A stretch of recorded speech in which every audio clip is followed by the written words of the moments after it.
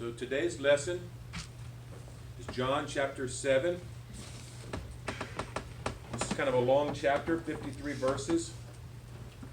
I'm planning to try to get through all of it. We'll see how far we get. Let's jump in here. John chapter 7, verse 1. After these things, Jesus walked in Galilee, for he would not walk in Jewry, because the Jews sought to kill him. So right off the bat, we're introduced to the little word metataua. This is something that John uses. It's a figure of speech. It's in the Greek metataua that John separates sections with. He uses this word to separate the sections of his books. You see this also appear in the book of Revelation. So Jesus walked in Galilee, for he would not walk in Judah.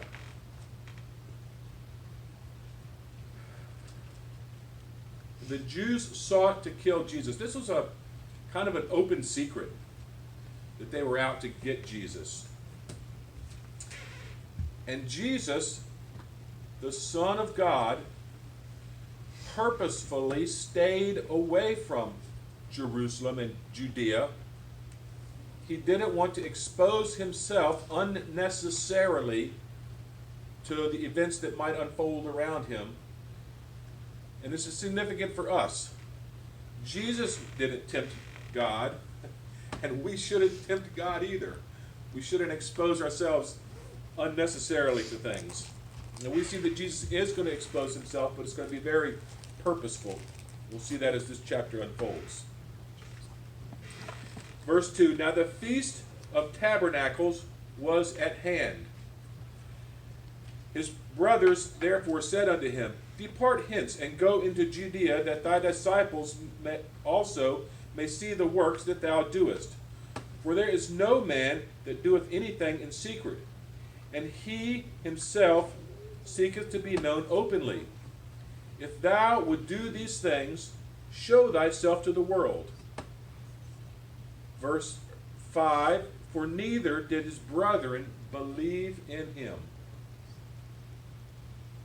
So what we see through this chapter, starting here in verse 4 with his brothers, or verse 3 with his brothers, was that there is a tension building in this chapter with people who didn't believe or didn't believe very strongly. They were kind of wishy-washy in their belief. And the Feast of Tabernacles was at hand.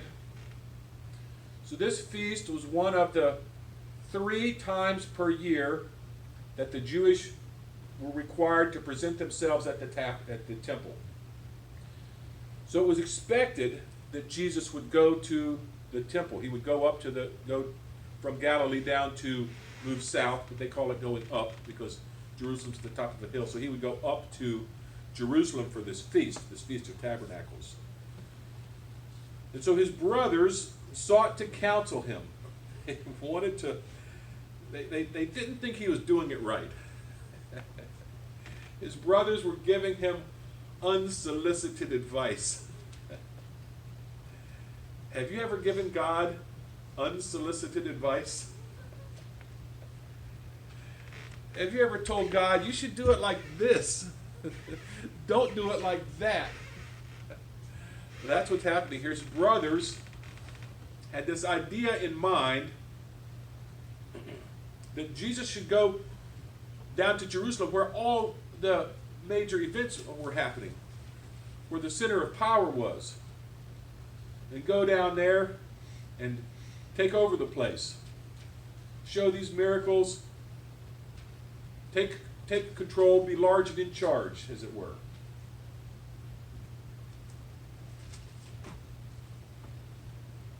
Jesus answered them, verse 6,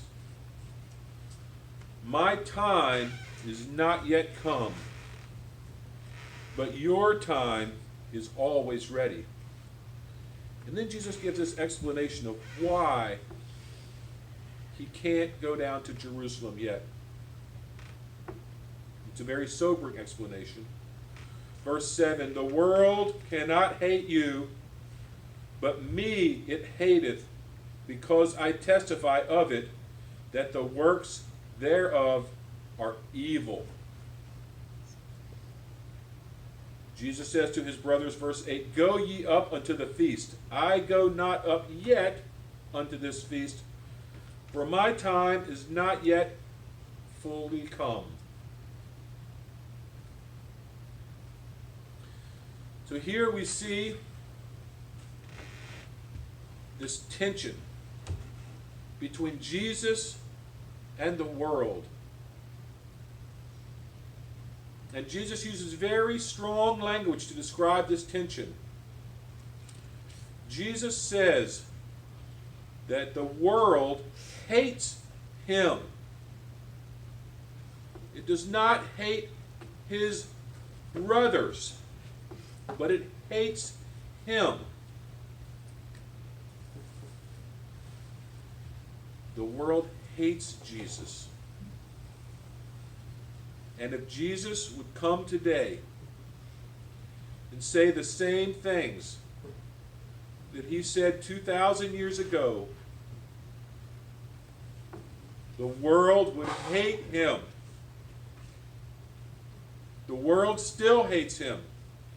The world has not changed. His brothers did not believe, and they were operating in the world's system.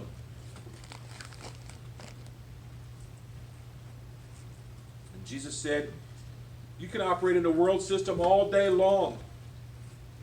But it's not, Jesus said, it's not for him to operate in the world system, for the world hates him.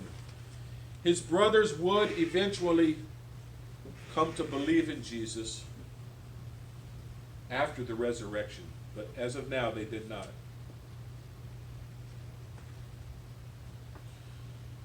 So Jesus tells them to go ye up unto the feast. Verse 9, when he had said these words unto them, he abode still in Galilee. But when his brethren were gone, verse 10, when his brethren were gone up, then he also went up unto the feast, not openly, but as it were in secret. Verse 11, then the Jews sought him at the feast and said, where is he? And there was much murmuring among the people concerning him. For some said, he's a good man. Others said, nay, but he deceiveth the people. Verse 13, howbeit no man spoke openly of him for fear of the Jews. So when his brothers traveled up to the feast, as we saw in Luke, for example, it would have likely have traveled in a caravan. It would have been a big group traveling down to Jerusalem, or up to Jerusalem for this feast. And the Jewish authorities were waiting for Jesus. We're going to find out here that this is related to they're waiting for him because of what happened in verse 5, chapter 5, where he healed the paralytic on the Sabbath day. So that was the reason that they were watching out for him. So they were watching the caravan, and when they saw Jesus' brothers in town, then they expected to see Jesus in there as well, because this is one of the feasts where the Jews were supposed to show up. But they didn't see Jesus among the crowd with his brothers. Jesus, meanwhile, is going up to Jerusalem by a different route, staying out of the public eye. Jesus didn't want to draw attention to himself until the time was right. And we're going to see he does it in a dramatic fashion. We also see that the crowd had mixed feelings.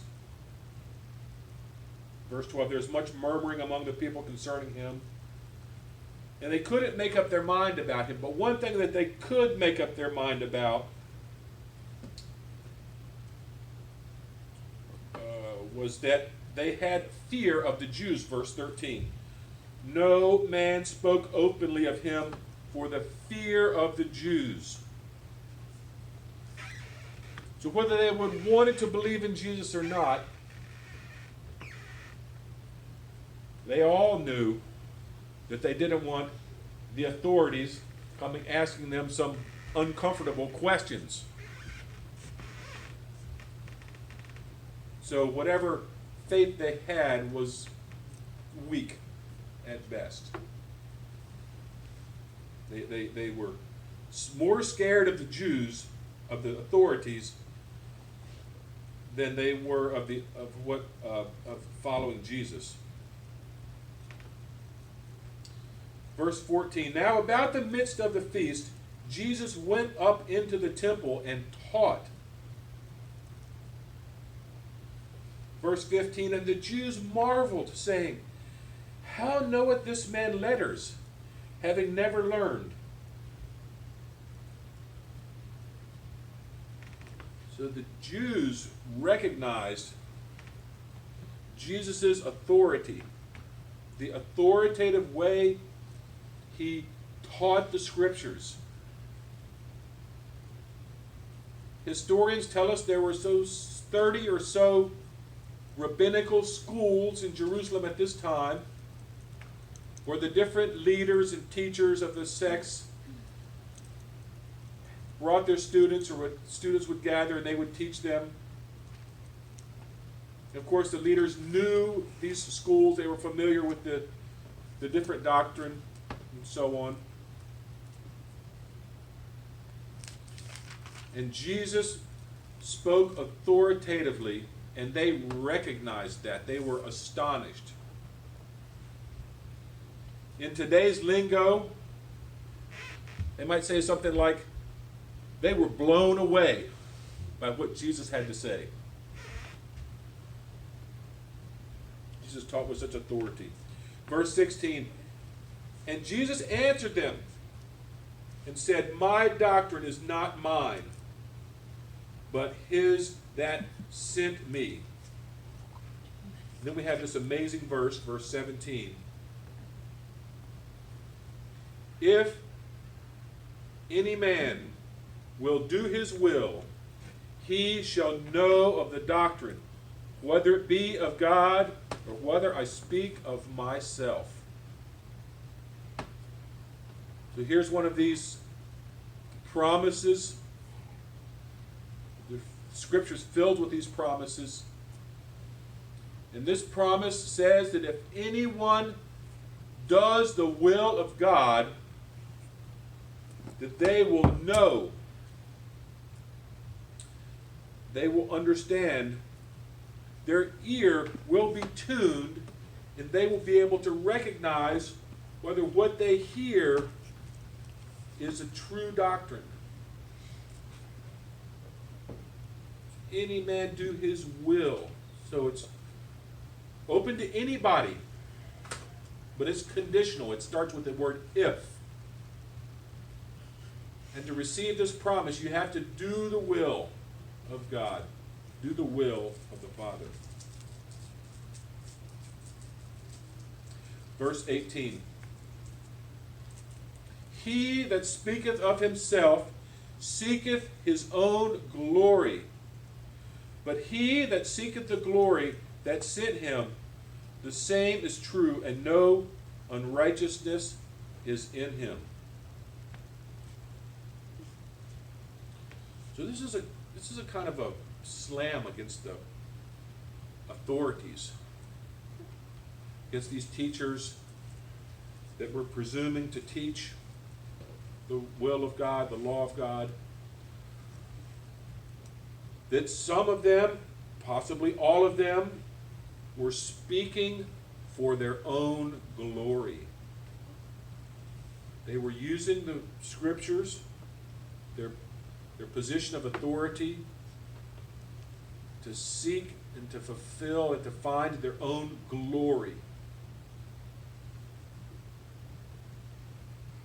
And by implication, that's an unrighteous thing to do.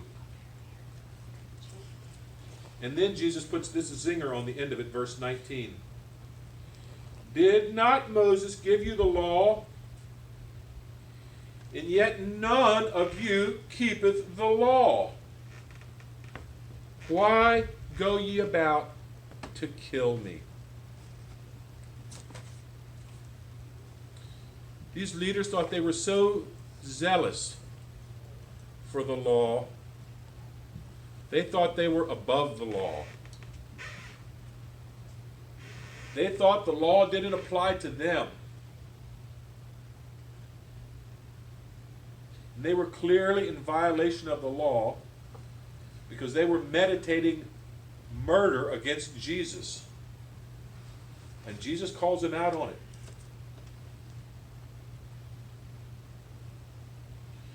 You ever tried to catch a liar in a lie? Look what happens in verse 20. The people answered and said to him, Thou hast a devil. Who goeth about to kill thee? They're trying to weasel out of it. It's like liars always do. Tell one lie to get out of another lie. That's what they're doing there. Verse 21. Now Jesus is going to explain why they're trying to kill him. He's going to explain more fully that the reason that they have for wanting to kill him is an invalid, illegitimate reason for trying to kill him. So Jesus answered and said unto them, I have done one work, and ye all marvel. And he's referring back to chapter 5 when he healed the paralytic. Verse 23. Now remember back at chapter 5 that Jesus healed that man on the Sabbath. And then Jesus instructed the man, take up thy bed and walk. And when the Jewish authorities saw the man carrying his bed, they said to the man, who told you, why are you carrying your bed? Why are you breaking the law by working on the Sabbath? And the man said, it's him who made me, who healed me and told me to take up my bed and walk. It came out that Jesus was the one doing that. And so since that time, they sought to kill Jesus. And so here Jesus is going to explain why it was lawful for him to heal that man, and that it was not in fact breaking the law. Verse 22. Moses therefore gave unto you circumcision, not because it is of Moses, but of the Father. And ye on the Sabbath day circumcise a man. If a man on the Sabbath day receives circumcision, that the law of Moses should not be broken, are ye angry at me because I have made a man every whit whole on the Sabbath day? Judge not according to appearance, but judge righteous judgment. So it's not obvious at first what connection circumcision has with the law. But here's the situation. That the Jewish authorities would consider circumcision to be work. If it were not for the fact that God allowed circumcision on the Sabbath day.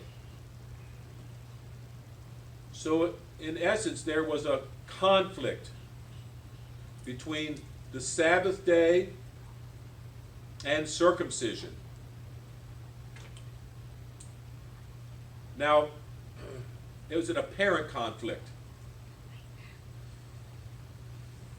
But the Jewish authorities were able to reconcile this in their mind because they recognized that God instituted the Sabbath, and God also instituted circumcision. And they recognized that God could do what he wants to do because he's God. And because he's God and he can do what he wants to do, he can institute the law of the Sabbath and the circumcision. No conflict.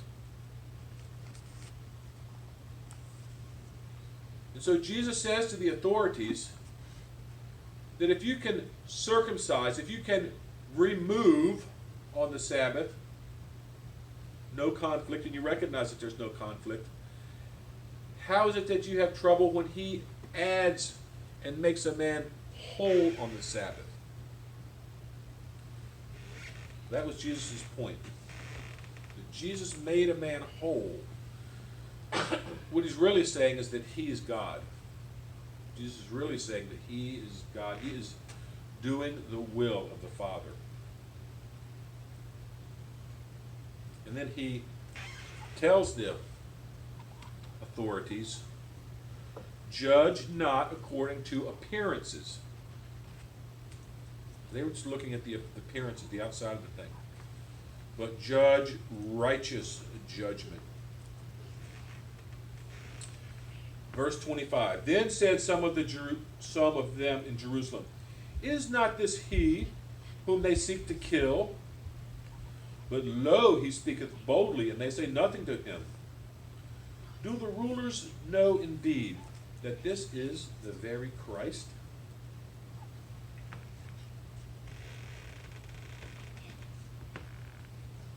So the people recognized that there was something special, unique about Jesus, that he spoke boldly, but they were confused. Verse 27, howbeit we know this man, whence he is, but when Christ cometh, no man knoweth whence he is. So they said to themselves, Jesus is acting like the Messiah. He's saying things like we would expect the Messiah to say. But they had a misunderstanding in that they knew who Jesus was. And they did not expect to know who the Messiah was. For some reason, they had a misconception about the Messiah, that he would just suddenly pop onto the scene and nobody would know who he was or where he came from. Like a voice crying in the wilderness, who suddenly appear on the scene.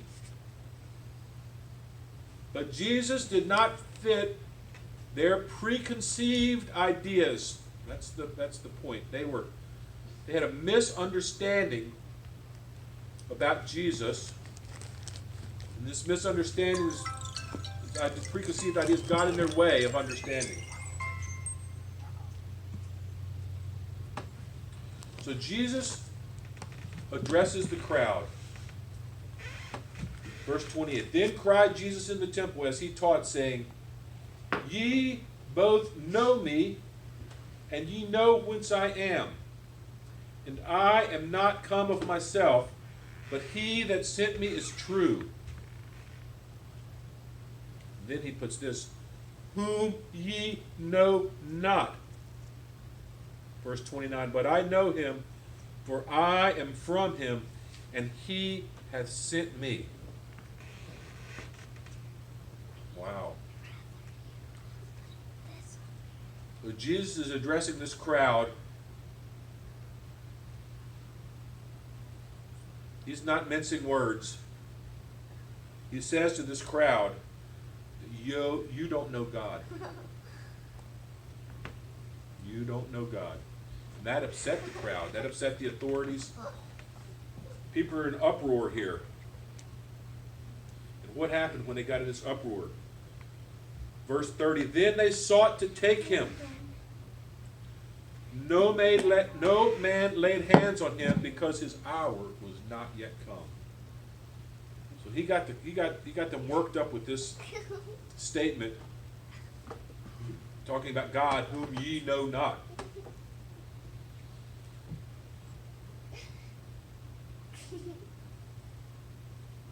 His hour is not yet come. Verse 31, and many of the people believed on him and said, when Christ cometh, will he do more miracles than these which this man has done?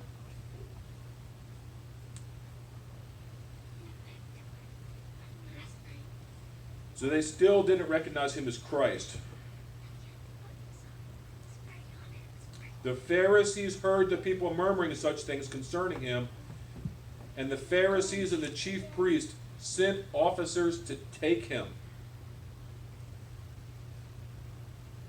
So now we have people are divided.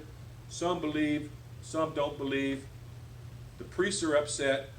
Not only do they want to kill him, and they're lying about it, but now the situation is starting to get out of hand, and so they send in the soldiers, the officers, to take Jesus.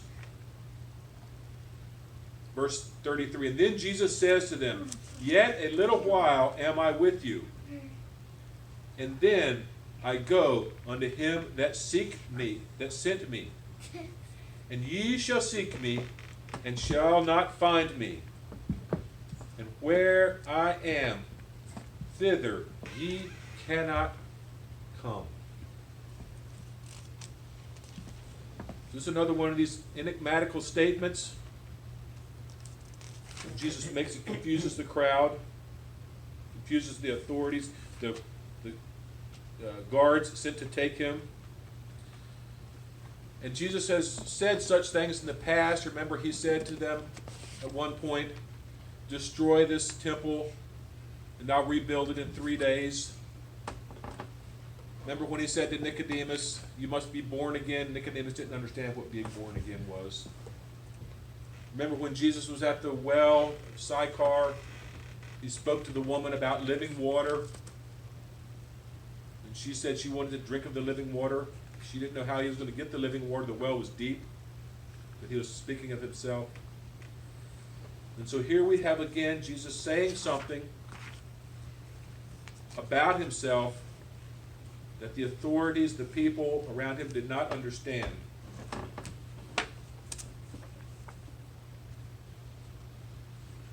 I think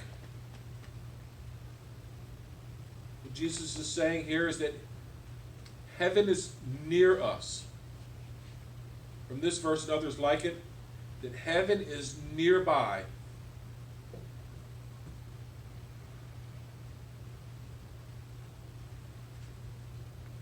Verse 35, then the Jews said among themselves, whither will he go, that we shall not find him? Will he go unto the dispersed among the Gentiles and teach the Gentiles? What manner of saying is this that he said, ye shall seek me and shall not find me? And whether I am, thither ye cannot come?